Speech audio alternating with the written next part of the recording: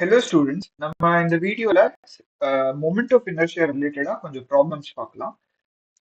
இப்போ இந்த ப்ராப்ளம்ல என்ன கொடுத்திருக்காங்கன்னா, two masses 4m and 6m are separated by a distance d.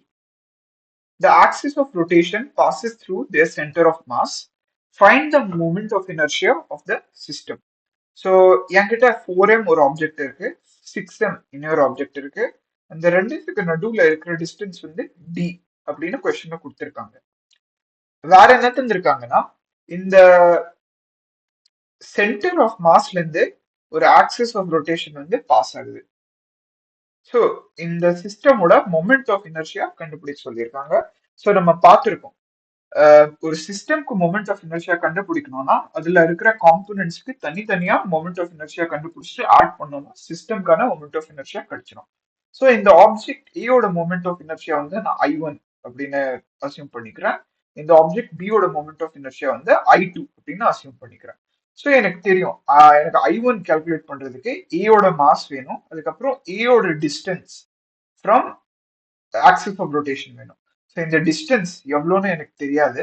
So இந்த டிஸ்டன்ஸ் வந்து நான் கால்குலேட் பண்ணணும். அதே மாதிரி I2 கால்குலேட் பண்றதுக்கு எனக்கு பியோட மாஸ் வேணும், அது 6m கொடுத்துருக்காங்க. அதுக்கப்புறம் distance from axis of rotation வேணும், அது எவ்வளோன்னு நான் கண்டுபிடிக்கணும். ஸோ இந்த டிஸ்டன்ஸும் நான் கண்டுபிடிக்கணும். வேற என்ன தந்திருக்காங்க, total distance between A and B அது வந்து டி அப்படின்னு தந்திருக்காங்க கொஸ்டின்ல. இந்த டிஸ்டன்ஸ் வந்து டி.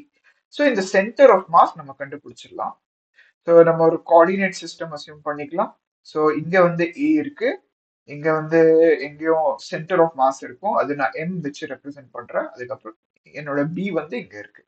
ஸோ ஏயோட கோஆர்டினேட் வந்து 0,0, எம்மோட கோஆர்டினேட் எனக்கு தெரியாது, அது வந்து நான் சி ஈக்குவல் டு 0 அப்படின்னு அசியூம் பண்ணிக்கிறேன். பியோட கோஆர்டினேட்டும் எனக்கு தெரியாது. ஸோ பியோட கோஆர்டினேட் நம்ம எப்படி கண்டுபிடிக்கலாம், பியோட டிஸ்டன்ஸ் வந்து டி ஃப்ரம் ஏ. ஸோ பிக்கும் ஏக்கும் நடுவில் இருக்கிற டிஸ்டன்ஸ் வந்து டி. ஸோ பியோட கோஆர்டினேட் வந்து நான் d,0 அப்படின்னு நான் எழுதிக்கலாம். ஸோ நான் வந்து இந்த சியோட வேல்யூ கண்டுபிடிக்கணும் பேசிக்கலி. ஸோ சென்டர் ஆஃப் மாஸ்க்கான ஃபார்முலா என்ன, center of mass x coordinate equal to m1 x1 plus m2 x2 divided by m1 plus m2. So m1 ஓட வேல்யூ எவ்வளோ, 4m, m2 ஓட வேல்யூ எவ்வளோ, 6m. ஸோ இந்த ஃபார்முலால நம்ம value substitute பண்ணோம்னா 4m times 4m ஓட x coordinate 0 plus m2, m2 வந்து 6m, 6m ஓட x coordinate d divided by m1 அதாவது 4m plus m2 அதாவது 6m. ஸோ இது எவ்வளோ இருக்கும், 6md divided by 10m.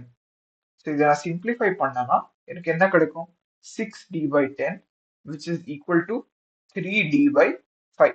So centre of mass ஓட கோஆர்டினேட் வந்து 3d by 5, அதுதான் இந்த c. So c is equal to 3d by 5. So இந்த டிஸ்டன்ஸ் வந்து எவ்வளோ, 3d by 5. ஸோ இந்த டிஸ்டன்ஸ் எவ்வளோ இருக்கும், d மைனஸ் 3d by 5, அதாவது 2d by 5க்கு ஈக்குவலா இருக்கும். ஸோ நான் ரெண்டு டிஸ்டன்ஸும் கண்டுபிடிச்சிட்டேன். ஸோ இந்த டிஸ்டன்ஸ் வந்து 3d by 5, இந்த டிஸ்டன்ஸ் வந்து 2d by 5. இப்போ நம்ம மொமெண்ட் ஆஃப் இனர்ஷியா வந்து ஈஸியா கால்குலேட் பண்ணிடலாம். So I1 equal to mass of A times distance of A whole square. So mass of A எவ்வளோ, 4m, distance of A from axis of rotation எவ்வளோ, 3d by 5 whole square. So இது 4m times 9d square divided by 25. So 36md square divided by 25. அதே மாதிரி நம்ம I2 calculate பண்ணலாம். So I2 வந்து mass of B times radius of B whole square. So mass of B வந்து எவ்வளோ, 6m, radius distance of B from axis of rotation எவ்வளோ, 2d by 5 whole square. So 6m times 4d square divided by 25. So 24md square divided by 25. So net moment of inertia எவ்வளோ இருக்கும், moment of inertia of system equal to I1 plus I2, தான் I net. So இதை நம்ம calculate பண்ணிடலாம். So 36 md square by 25 plus 24 md square divided by 25. So இது நம்ம add பண்ணோம்னா நம்மளுக்கு என்ன கிடைக்கும்? 36 பிளஸ் 24, அதாவது 60 md square divided by 25. So இதை நம்ம வேணும்னா சிம்பிளிஃபை பண்ணலாம், ரெண்டும் 5 ஆல கேன்சல் ஆகும். ஸோ இது 12 by 5 அப்படின்னு நம்ம எழுதிக்கலாம். இப்போ 12 by 5 md ஸ்கொயர். ஸோ இதுதான் moment of net moment of inertia of the system. நம்ம இன்னும் ஒரு ப்ராப்ளம் பார்க்கலாம். Consider a system of 4 balls, each of mass m, laying on the vertices of a square of edge b. Find moment of inertia of system is question A. A ல என்ன தந்திருக்காங்க? Axis of rotation passes through one of the vertices perpendicular to plane of the square. Second part வந்து axis of rotation lies along the diagonal of the square, that is on the plane of the square. So முதல்ல நம்ம இந்த first part solve பண்ண try பண்ணலாம். So first பார்ட்ல என்ன தந்திருக்காங்க? Axis of rotation வந்து ஸ்கொயரோட ஒரு வெர்டெக்ஸால பாஸ் ஆகும், அது வந்து அந்த ஸ்கொயரோட பிளேனுக்கு பர்பெண்டிகுலரா இருக்கும் அப்படின்னு தந்திருக்காங்க. ஸோ இதுதான் என்னோட ஸ்கொயரோட பிளேன்.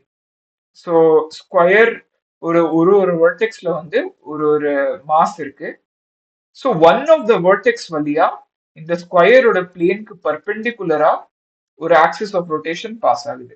ஸோ நம்ம டாப் வியூல பார்த்தோம்னா நம்மளுக்கு இப்படி தெரியும். ஸோ இதுதான் என்னோட ஸ்கொயர். ஸோ 4 வெர்டெக்ஸ்லயும் ஒரு ஒரு மாஸ் இருக்கு. ஒரு வெர்டெக்ஸ் வழியா இந்த பிளேனுக்குள்ள ஆக்சிஸ் ஆஃப் ரொட்டேஷன் வந்து இந்த பிளேனுக்குள்ள போகுது அப்படியே. ஸோ நம்ம மொமெண்ட் ஆஃப் இனர்ஷியா இந்த ஆக்சிஸ் ஆஃப் ரொட்டேஷனுக்காக கால்குலேட் பண்ண ட்ரை பண்ணலாம். ஸோ மாஸோட வேல்யூ எவ்வளவு தந்திருக்காங்க? எம் அப்படின்னு தந்திருக்காங்க. எட்ஜ் ஓட வேல்யூ வந்து எவ்வளவு? பி அப்படின்னு தந்திருக்காங்க. ஸோ நம்ம கால்குலேட் பண்ண ட்ரை பண்ணலாம். ஸோ என்கிட்ட 4 மாஸ் இருக்கு. ஸோ ஃபர்ஸ்ட் மாஸ்க்கு மொமெண்ட் ஆஃப் இனர்ஷியா I1 அப்படின்னு அசியூம் பண்ணிக்கிறேன். அடுத்ததுக்கு I2, இதுக்கு I3, இதுக்கு வந்து I4 அப்படின்னு அசியூம் பண்ணிக்கிறேன். ஸோ முதல்ல நம்ம I1 கால்குலேட் பண்ணலாம். ஸோ I1 எவ்வளோ? Mass into distance from axis of rotation. So I1 வந்து பாத்தீங்கன்னா ஆக்சிஸ் ஆஃப் ரொட்டேஷன் மேலதான் இருக்கு. ஆக்சிஸ் ஆஃப் ரொட்டேஷன் மேலதான் இருக்கு.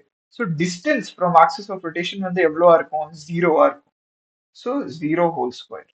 ஸோ 0. அடுத்தது வந்து நம்ம I2 கால்குலேட் பண்ணலாம். ஸோ I2 ஃபார்முலா என்ன? Mass times distance from axis of rotation.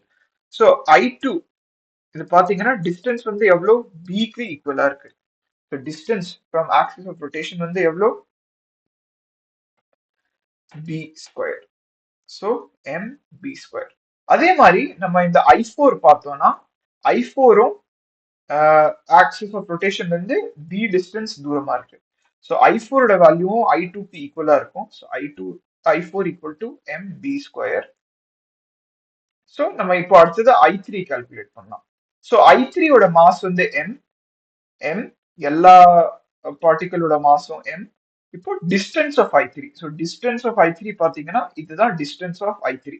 So இந்த டிஸ்டன்ஸ் நம்ம எப்படி கால்குலேட் பண்ணலாம்? ஸோ எனக்கு தெரியும் இது வந்து பேசிக்லி ஒரு right angle triangle. Okay, so right angle triangle என்கிட்ட இந்த மாதிரி ஒரு ரைட் ஆங்கிள் ட்ரையாங்கிள் இருக்குன்னா இது பி, இது பி அப்படின்னா இந்த டிஸ்டன்ஸ் எவ்வளவு இருக்கும்? √2 பிக்கு ஈக்குவலா இருக்கும். ஸோ இதோட மொமெண்ட் ஆஃப் இனர்ஷியா வந்து mass times √2b whole square, அதாவது 2mb square. So net moment of inertia I net equal to I1 plus I2 plus I3 plus I4 எல்லாமே ஆட் பண்ணிருக்கோம். ஸோ I1 வந்து 0, I2 வந்து mb square, I3 வந்து 2mb square, I4 வந்து mb square. So net moment of inertia வந்து எனக்கு என்னென்ன கிடைக்கும்? I equal to 4mb square. So இந்த கொஸ்டின் உங்களுக்கு கிளியரா இருக்கும்னு ஹோப் பண்றேன். ஸோ இந்த கொஸ்டினோட அடுத்த பார்ட் நம்ம பார்க்கலாம். ஸோ ஃபர்ஸ்ட் பார்ட் நம்ம சால்வ் பண்ணிட்டோம். செகண்ட் பார்ட்ல என்ன கொடுத்திருக்காங்க? Axis of rotation lies along diagonal of the square on the plane of the square. So இதுதான் என்னோட square. So axis of rotation வந்து இந்த ஸ்கொயரோட பிளேன் மேலதான் லை பண்ணுது. இந்த பிளேன் மேலதான் லை பண்ணுது. அது இந்த டயகனல் வழியா பாஸ் ஆகுது ஆக்சிஸ் ஆஃப் ரொட்டேஷன். ஸோ இங்கேயும் நம்ம சேம் மெத்தட்ல சால்வ் பண்ண ட்ரை பண்ணலாம். ஸோ இதோட மொமெண்ட் ஆஃப் இனர்ஷியா I1, இதோட மொமெண்ட் ஆஃப் இனர்ஷியா I2, இதோட மொமெண்ட் ஆஃப் இனர்ஷியா I3, இதோட மொமெண்ட் ஆஃப் இனர்ஷியா I4 அப்படின்னா அசியூம் பண்ணிக்கிறேன். ஸோ I1க்கு பார்த்தோம்னா I1 நம்ம கால்குலேட் பண்ணோம்னா இந்த மாஸ் வந்து ஆக்சிஸ் ஆஃப் ரொட்டேஷன் மேல தான் லை பண்ணுது. So distance from axis of rotation வந்து எவ்வளவு இருக்கும்? ஜீரோவா தான் இருக்கும். அதே மாதிரி I3யும் நம்ம கால்குலேட் பண்ணோம்னா இந்த மாஸ் வந்து ஆக்சிஸ் ஆஃப் ரொட்டேஷன் மேல தான் லை ஆகுது.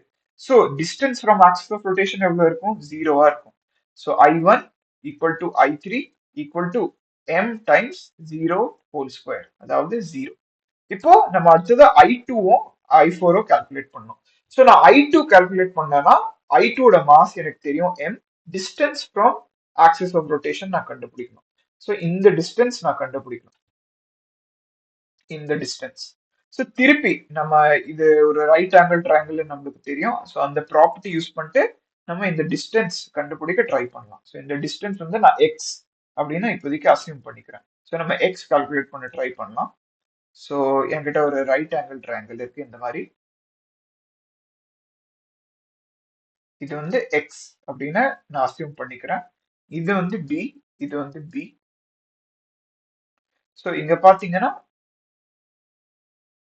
இங்கேயும் ரைட் ஆங்கிளா தான் இருக்கும்.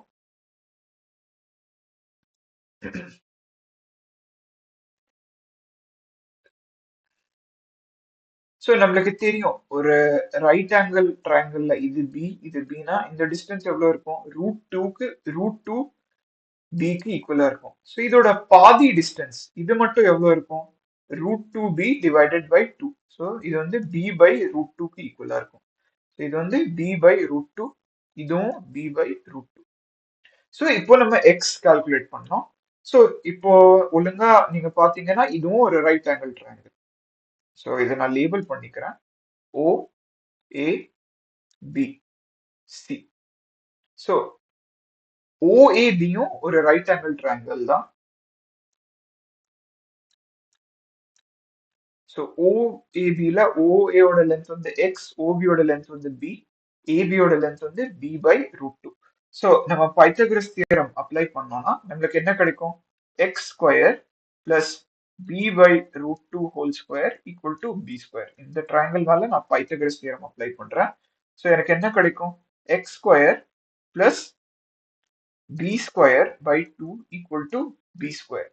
அதாவது x square equal to b square by 2 or x equal to b by √2. So எக்ஸோட வேல்யூ வந்து எனக்கு b பை √2க்கு ஈக்குவலா கிடைச்சிருச்சு. ஸோ எக்ஸ் நான் கண்டுபிடிச்சிட்டேன். நான் இப்போ I4 நான் கண்டுபிடிக்கணும்னா I4 இங்க இதோட மாஸ் வந்து என்ன தெரியும், இந்த டிஸ்டன்ஸும் எக்ஸா தான் இருக்கும். ஸோ I2வும் I4ஓட வேல்யூவும் ஈக்குவலா இருக்கும். So I2 equal to I4 equal எவ்வளோ? m times x whole square. So m times எக்ஸோட வேல்யூ எவ்வளோ? b by √2 whole square. So mb square by 2. So இப்போ நான் I நெட் கண்டுபிடிக்கணும். ஸோ I நெட் வந்து எவ்வளோ? I1 plus I2 plus I3 plus I4. So நம்ம பார்த்துட்டோம் I1 I3 வந்து ஜீரோவா இருக்கும். ஸோ I2 I4 ஓட வேல்யூ நமக்கு தெரியும். ஸோ I2 ஓட வேல்யூ வந்து mb ஸ்கொயர் பை 2, I4 ஓட value mb square by 2. So net moment of inertia வந்து எவ்வளவு இருக்கும்? mb ஸ்கொயரா தான் இருக்கும். ஓகே, ஸோ நம்ம பார்த்துட்டோம் for same system of particles moment of inertia வந்து வேற வேற இருக்கலாம். ஓகே, ஸோ இந்த சேம் அரேஞ்ச்மெண்ட்ல நான் முதல்ல ஆக்சிஸ் ஆஃப் ரொட்டேஷன் இப்படி வச்சிருக்கேன். ஸோ அந்த கேஸ்ல எனக்கு moment of inertia of system வந்து 4mb ஸ்கொயர்னு கிடைச்சிருச்சு. அதுக்கப்புறம் நான் சேம் அரேஞ்ச்மெண்ட்ல வந்து ஆக்சிஸ் ஆஃப் ரொட்டேஷன் வந்து மாத்திட்டேன். ஸோ இந்த அரேஞ்ச்மெண்ட்ல எனக்கு moment of inertia of system வந்து mb ஸ்கொயர் அப்படின்னு கிடைச்சிருக்கு. Okay, so I hope this is clear. Thank you.